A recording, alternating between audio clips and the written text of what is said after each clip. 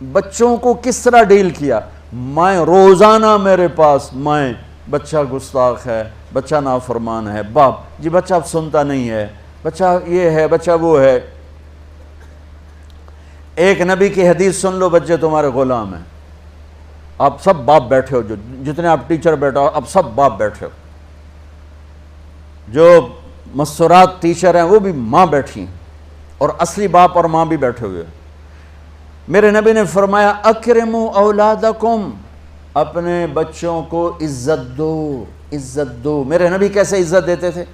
حضرت فاطمہ گھر میں انٹر ہوتی، اور یہ حضرت فاطمہ کا آنا کوئی 8ویں دن نہیں ہوتا تھا، گھر کے ساتھ گھر تھا، 2-4 گھر چھوڑ کے حضرت فاطمہ کا گھر تھا.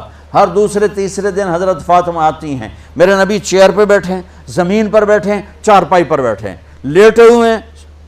جو ہی فاطمہ کو دیکھتے آپ کھڑے ہو جاتے. سبحان اللہ. کوئی اپنے بچوں کے لیے کھڑا ہوتا ہے؟ آپ لوگ کلاس روم میں آتے ہو تو آپ کے لیے بچے کھڑے ہوتے ہیں، اور میرے نبی کیا یہ بچے آپ کی اولاد ہیں.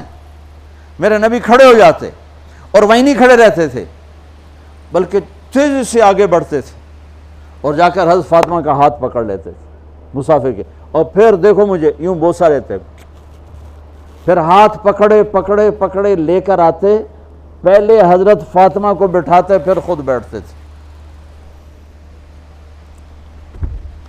تو پھر کیا جنت کی عورتوں کی سرداری مل گئی. اپنے زبان کا بول میٹھا کرو، اپنے اخلاق اچھے کرو، اپنا چہرے کو خوبصورت کرو. جو اللہ نے دے دیا ہے، اس کو مسکرانے سے سجاؤ. مسلمان کو مسکرا کے ملنا بھی صدقے کا ثواب ہے. اور اس موبائل نے تباہی پھیر دی ہمارا. بچہ بات کر رہا ہے اور اماں لگی ہوئی ہے ڈرامے دیتے، ہاں بتاؤ سن رہی ہوں، بکو کیا بک رہے ہو، سن رہی ہوں.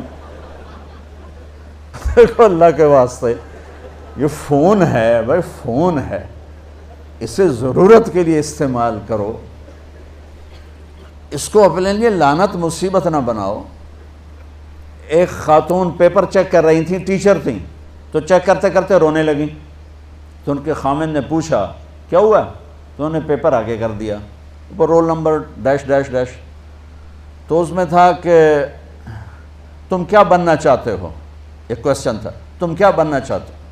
تو اس بچے نے یہاں سے شروع کیا، I want to be a smart phone. یہاں سے اس نے یہ بات، چھوٹے بچوں کا پیپر. تو وہ پڑھا کہ بھئی میں اسمارٹ فون بننا چاہتا ہوں، چونکہ میرے ماں باپ جتنا فون کو اہمیت دیتے ہیں اتنا مجھے اہمیت نہیں دیتے، تو میں اسمارٹ فون بننا چاہتا ہوں.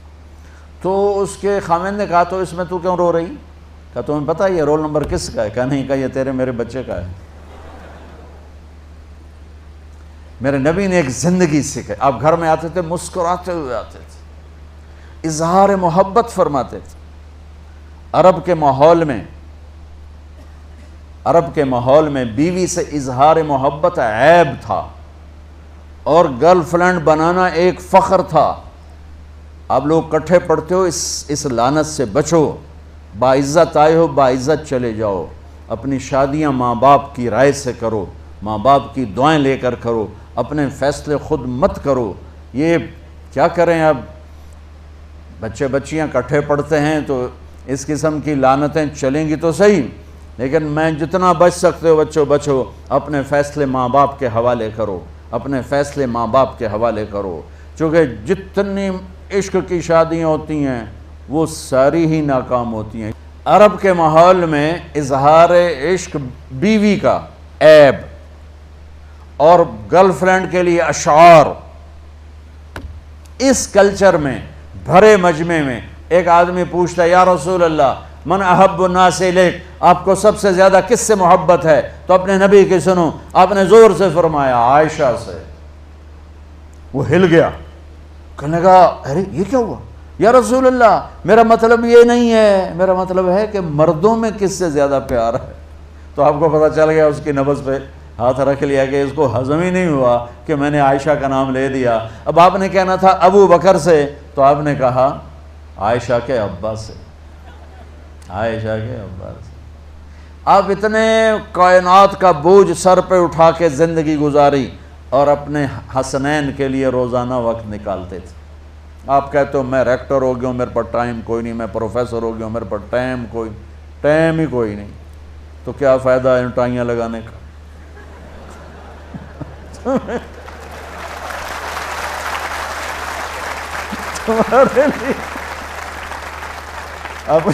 اپنے بچوں کے لیے ٹائم نہیں ہے تو تم کیا کر رہے ہو، جھک مار رہے ہو؟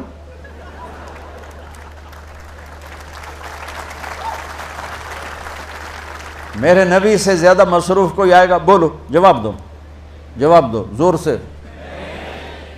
7 بر اعظم کے انسان اور قیامت تک کے انسانوں کی ذمہ داری سر پر ہو، اور وہ روز بچوں کے لیے وقت نکالیں۔ این اللقا، میرے شرارتی بچے کدھر ہیں؟ روزانہ دوسرے تیسرے دن آپ حسنین کو ٹائم دیتے۔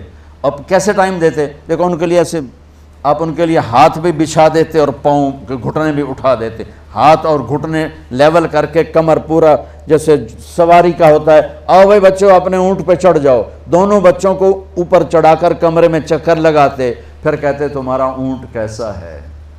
پھر دونوں کو اتار کے زینب کو اوپر چڑھاتے، پھر کہتے اوپر سے آ گئے حضرت جابر ایک دفعہ کہ حسنین اوپر چڑھے ہوئے تھے، بڑی عالی شان سواری ہے بھائی، بڑی عالی شان سواری ہے بھائی۔